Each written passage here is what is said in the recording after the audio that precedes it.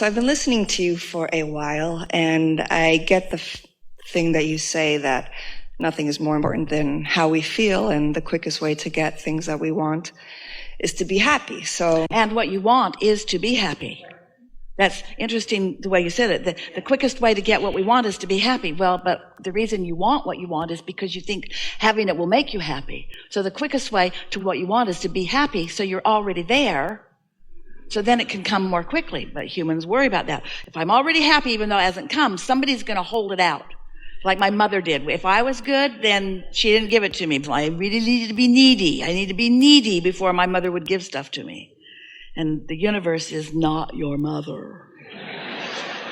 Your mother was screwed up. So my question is, throughout the day, I look for things, not to make me happy, but I look for things to appreciate. You know, oh, there's a cute little puppy, or look at the sky, it's such a beautiful color. That's a nice thing to keep momentum going. In other words, from a place of alignment, then deliberately looking for positive aspects can hold you in that steady vibration and allow the momentum to increase, which is more and more satisfying, isn't it? Right. But a lot of the times when I'm kind of checking in with myself, you know, you get caught up in the day and you're just kind of, you know, on go mode. I'm asking myself, okay, how am I feeling? Am I happy? And a lot of times I'm like, meh, okay. You know, I'm not unhappy, but I'm not like, you know, jump up and down, I just won an Oscar happy, you know. So, almost no one is. I mean, I don't expect to be that on an everyday basis, but I feel like my happier should be happier, if that makes sense. This is the reason that on the emotional scale, let's say there's sadness and happiness, or let's say that there's love and hate, or let's say that there's depression and appreciation. And so happy is there. But when you use the word satisfied, you could be depressed or revengeful. And in your revenge, there's satisfaction. If you will use satisfaction as what you're reaching for, then wherever you are, you can lean more in the direction of who you are and therefore get more momentum going in that direction. Don't make work of being satisfied either. But it is nice to notice it when it's just happening. Just notice it and therefore perpetuate it. Since law of attraction is responding to however you're feeling, and you catch a glimpse that you're not feeling that great, then it's good to leave the topic if you can. And the more aware you are of how you feel, then the more you can turn from the unsatisfied to the satisfied. It just gets easier and easier.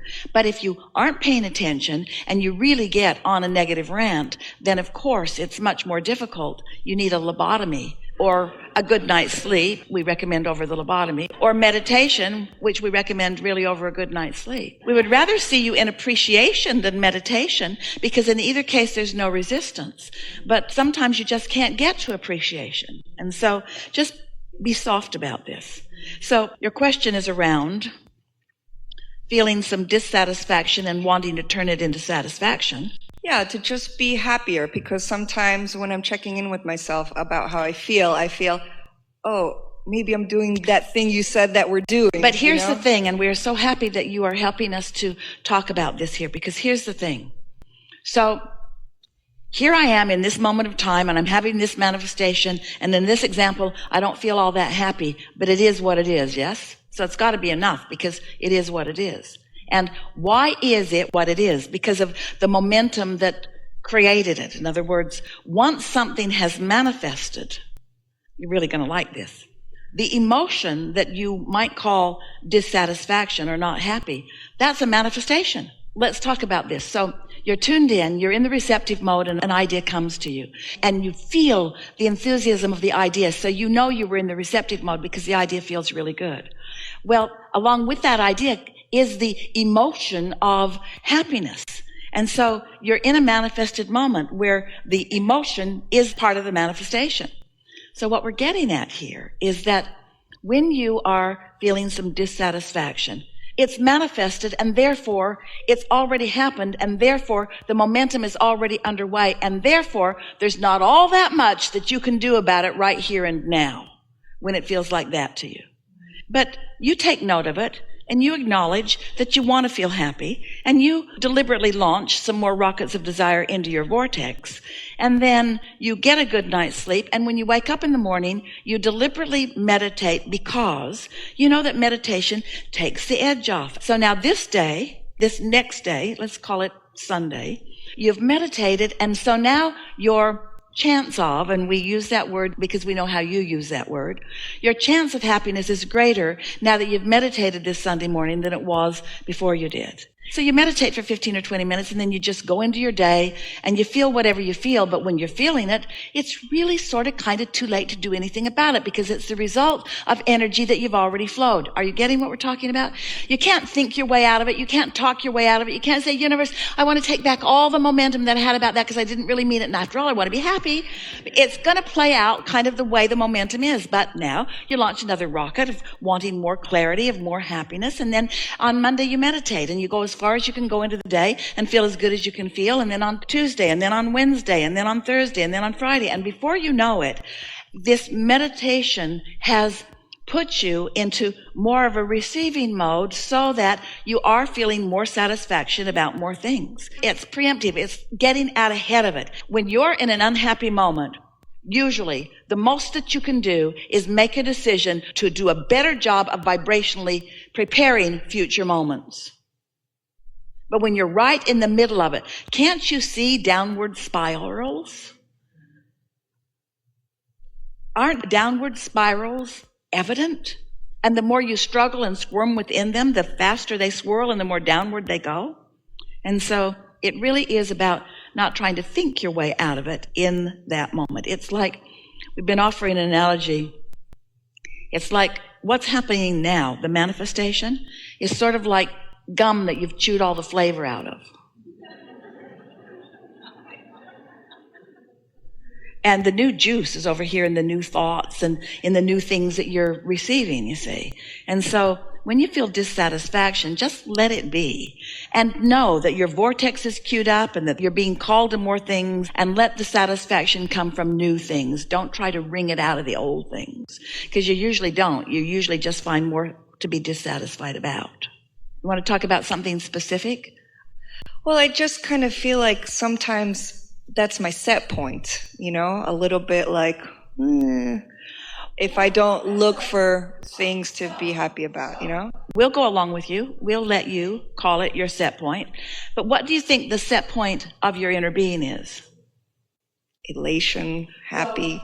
And in fact, the only reason that you can feel that discomfort is because you have departed or you've moved away from the vibration that your inner being feels, and your inner being is not going to join you over there. So there are two set points involved here. The emotional, vibrational set point of your inner being and yours. Isn't it sort of satisfying to know that your dissatisfaction is an indicator of where you stand? Can't that be a little satisfying? Well, at least I know I'm not in alignment with my inner being. And at least I know my inner being is looking at this differently. And at least I know there's help on the way. And at least I know I'm blocking the help right now. And at least I know that it won't last like this forever. You see what we're getting at? Doesn't knowing how this all works help? Esther was annoyed at first when she realized that her negative emotion was because we were in a different vibrational place than she was. And one day, after some pretty strong momentum, she said, Abraham, if you're my friend, come over here where I am and close the gap. I think you should just come over here where I am and I'll feel better. And we said, we're not coming, but we will hold tight here and we will shine a bright light and we will never take our eyes off of you and we will never stop focusing upon all that we know that you want, so that sometime when you are not doing that thing you're doing that is keeping you apart from us, you might stumble into a little bit of happiness. Right. So what's that thing that I'm doing that's keeping me apart from you? It's that. It's that. Okay. It's that. It's thinking too much about it. It's noticing that I'm not happy. It's trying to figure out why I'm not happy. It's trying to wring the unhappiness out and put more happiness in. In other words, it's chewing the old gum. It's too much attention to the old reality. And we're calling the old reality, this reality that you're calling right now, this red hot minute. That's old. That's old because the juice is chewed out of it. And where your satisfaction will always be is in the new movement with the new energy. That's where satisfaction is. That's what satisfaction is. Satisfaction is tuning in and allowing the frequencies to blend as you evolve and attract as one set point. So you can have an ornery set point, your inner being never will. You can have a confused set point, your inner being is always in clarity. You can have a hateful set point, your inner being is always in love. So as you meditate and deactivate, because when you quiet your mind, you quiet thought. When you quiet thought, you stop any vibration. When there's no vibration, then you've quieted yourself. And now you can easily find your way by law of attraction in the absence of resistance right into vibrational harmony with who you are. And so that was a good sequence, wasn't it? So now as you find that satisfaction by no longer doing that thing you do, that's a negative way of saying it. If you'll stop doing that thing you do, it's like your cork is floating. That's what alignment is. You can hold it under the water. That's what not alignment is, but when you let go of it, it's going to bob right back up there. But most humans try to overthink things. They try to figure out what's wrong. What am I doing wrong? Why isn't it working out? And we say, just let it go. It's just going to get worse when you're in that mindset. Esther has been doing something that is very productive for her. And we want to tell you about it because we know that it could be productive for you too. Because you are a transmitting and receiving mechanism all the time. In other words, you are transmitting thoughts and receiving thoughts. And so you're broadcasting thoughts to each other. You are all more telepathic than you know. So an idea will come into Esther's mind sometimes. And she's been stopping and asking of herself, what was I doing? How was I feeling before that thought came? Because she's wanting to ascertain whether she received that thought from alignment and therefore it's coming from her vortex and from her inner being and therefore it's a really good idea to help her move along on her unfolding of this trail. Or did I receive it from something I've been worried about? It's a really fun game to play. Where did that thought come from? In other words, you say, the devil made me do it.